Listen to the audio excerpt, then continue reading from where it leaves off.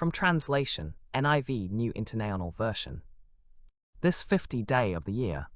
Today we are reading passages Numbers 18 to 20. Numbers chapter 18, verses 1 to 32. The Lord said to Aaron, "You, your sons and your father's family, are to bear the responsibility for offenses against the sanctuary, and you and your sons alone are to bear the responsibility for offenses against the priesthood. Bring your fellow Levites from your ancestral tribe to join you, and assist you when you and your sons minister before the tent of the covenant law. They are to be responsible for the care of the tabernacle of the covenant law, and for the care of the holy place, and they shall bear the responsibility for any offenses against it. This is a lasting ordinance for the generations to come. They shall assist you and be responsible for all the duties of the tent, but they must not go near the furnishings and the altar, or they, as well as you, will die. They shall join you and be responsible for the care of the tabernacle, for all the work at the tent, but no unauthorized person may come near you. You are to be responsible for the care of the sanctuary and the altar, so that wrath will not come on the Israelites again.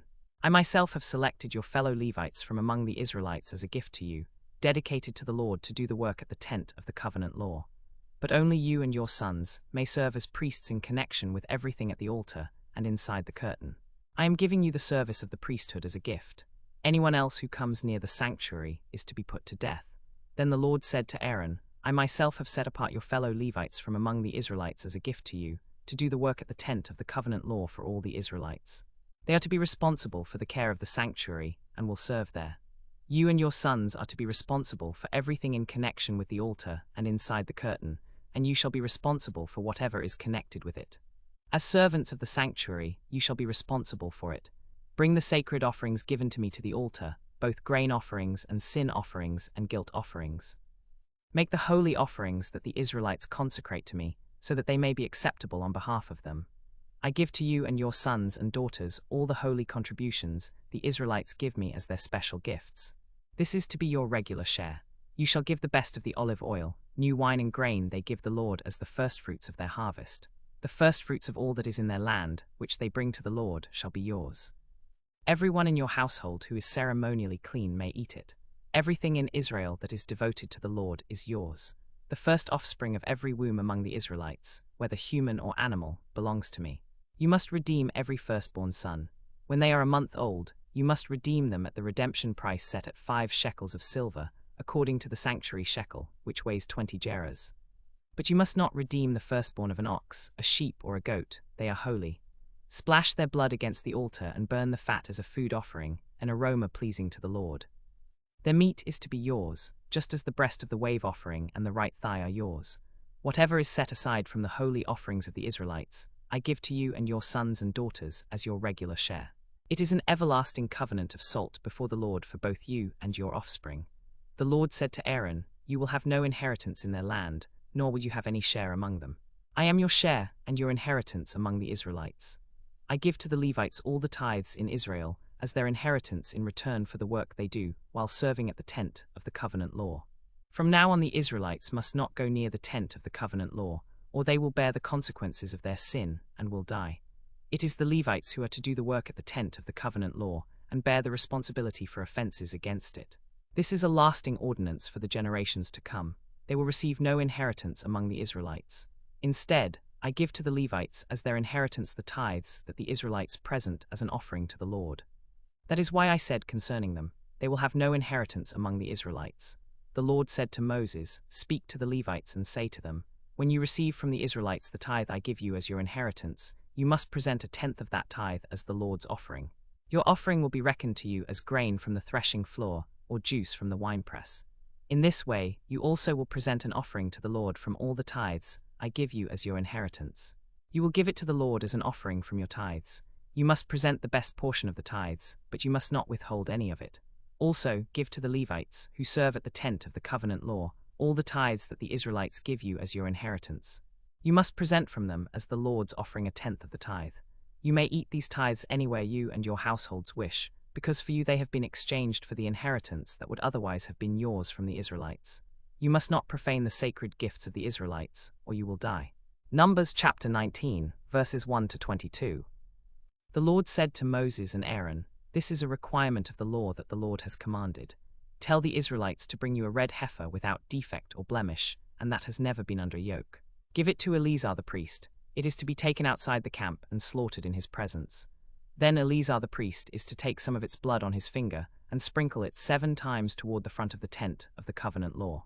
While he watches, the heifer is to be burned, its hide, flesh, blood, and offal. The priest is to take some cedar wood, hyssop, and scarlet wool and throw them onto the fire where the heifer is burning. After that, the priest must wash his clothes and bathe himself with water. He may then come into the camp, but he will be ceremonially unclean till evening. The man who burns it must also wash his clothes and bathe with water, and he too will be ceremonially unclean till evening. A man who is clean is to gather up the ashes of the heifer and put them in a ceremonially clean place outside the camp. This is to be kept by the Israelite community as a water of cleansing. It is for purification from sin. The man who gathers the ashes of the heifer must also wash his clothes, and he too will be ceremonially unclean till evening. This will be a lasting ordinance for the Israelites and for the foreigners residing among them. Whoever touches a human corpse will be unclean for 7 days. They must purify themselves with the water on the 3rd day and on the 7th day, then they will be clean. But if they do not purify themselves on the 3rd and 7th days, they will not be clean. Whoever touches a human corpse but fails to purify himself defiles the Lord's tabernacle. That person must be cut off from Israel. Because the water of cleansing has not been sprinkled on them, they are unclean, their uncleanness remains on them. This is the law that applies when a person dies in a tent. Anyone who enters the tent and is anything close to the body or who has been in the tent will be unclean for 7 days. Any open container without a lid fastened on it will be unclean. Anyone out in the open who touches someone who has been killed with a sword or someone who has died a natural death, or anyone who touches a human bone or a grave, will be unclean for 7 days. For the unclean person, put some ashes from the burned purification offering into a jar and add fresh water. Then a man who is ceremonially clean is to take some hyssop, dip it in the water, and sprinkle the tent and all the furnishings and the people who were there. He must also sprinkle anyone who has touched a human bone or a grave or anyone who has been killed or anyone who has died a natural death. The man who is clean is to sprinkle the unclean person on the 3rd day and on the 7th day, and on the 7th day he is to purify them. After that they will be clean, but if they are not purified on the 3rd and 7th days, they will not be clean. This will be a lasting ordinance for them. The man who sprinkles the water of cleansing must also wash his clothes, and whoever touches the water of cleansing will be unclean till evening. Anything that an unclean person touches becomes unclean, and anyone who touches it becomes unclean till evening. Numbers chapter 20, verses 1 to 46. In the 1st month, the whole Israelite community arrived at the desert of Zin, and they stayed at Kadesh. Then Miriam died and was buried. Now there was no water for the community, and the people gathered against Moses and Aaron. They quarreled with Moses and said, "If only we had died when our brothers fell dead before the Lord. Why did you bring the Lord's community into this wilderness, that we and our livestock should die here? Why did you bring us up out of Egypt to this terrible place? It has no grain or figs, grapevines or pomegranates. And there is no water to drink." Moses and Aaron went from the assembly to the entrance to the tent of meeting and fell face down. Then the glory of the Lord appeared to them. The Lord said to Moses, "Take the staff, and you and your brother Aaron gather the assembly together. Speak to that rock before their eyes, and it will pour out its water. You will bring water out of the rock for the community so they and their livestock can drink." So Moses took the staff from the Lord's presence, just as he commanded him. He and Aaron gathered the assembly together in front of the rock, and Moses said to them, "Listen, you rebels, must we bring you water out of this rock?" Then Moses raised his arm and struck the rock twice with his staff. Water gushed out, and the community and their livestock drank. But the Lord said to Moses and Aaron, "Because you did not trust in me enough to honor me as holy in the sight of the Israelites, you will not bring this community into the land I give them." These were the waters of Meribah, where the Israelites quarreled with the Lord and where he showed himself holy among them. Moses sent messengers from Kadesh to the king of Edom, saying, "This is what your brother Israel says. You know about all the hardships that have come on us. Our ancestors went down into Egypt, and we lived there many years. The Egyptians mistreated us and our ancestors, and when we cried out to the Lord, he heard our cry and sent an angel and brought us out of Egypt. Now we are here at Kadesh, a town on the edge of your territory. Please let us pass through your country. We will not go through any field or vineyard or drink water from any well. We will travel along the king's highway and not turn to the right or until we have passed through your territory." But Edom answered, "You may not pass through here. If you try, we will come out and attack you with the sword." The Israelites replied, "We will go along the main road, and if I or my livestock drink any of your water, I will pay for it. I only want to pass through on foot, nothing more." But Edom refused to let them go through their territory. So Edom came out against them with a large and powerful army. The whole Israelite community set out from Kadesh and came to Mount Hor. At Mount Hor, near the border of Edom, the Lord said to Moses and Aaron, "Aaron will be gathered to his people. He will not enter the land I give the Israelites, because both of you rebelled against my command at the waters of Meribah. Get Aaron and his son Eleazar, and have them mount their donkeys. Remove Aaron's garments and put them on his son Eleazar, for Aaron will be gathered to his people. He will die there."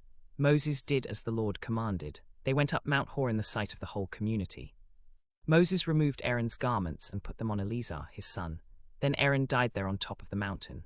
Moses and Eleazar came down from the mountain. When the whole community learned that Aaron had died, all the Israelites mourned for him 30 days. After that, the whole Israelite community set out from Kadesh and came to Mount Hor. At the Lord's command, they set out and camped at Oboth. Then they set out from Oboth and camped in Abarim, in the desert that faces Moab toward the sunrise. From there they set out and camped in Zerd Valley. They set out from Zerd Valley and camped on the other side of the Arnon River, in the wilderness that extends into the Amorite territory. The Arnon River is the border of Moab, between Moab and the Amorites. The Israelites sent messengers to Sihon king of the Amorites, saying, "Let us pass through your country. We will not turn aside into any field or vineyard, or drink water from any well. We will travel along the king's highway until we have passed through your territory." But Sihon would not let Israel pass through his territory. He mustered his entire army and marched out into the wilderness against Israel. When he reached Jahaz, he fought with Israel. The Israelites, however, struck him down and took over his land from the Arnon to the Jabbok, but only as far as the Ammonites' border, because their border was fortified. The Israelites captured all the cities of the Amorites and occupied them, including Heshbon and all its surrounding settlements. Heshbon was the city of Sihon king of the Amorites, who had fought against the former king of Moab and had taken over all his land up to the Arnon.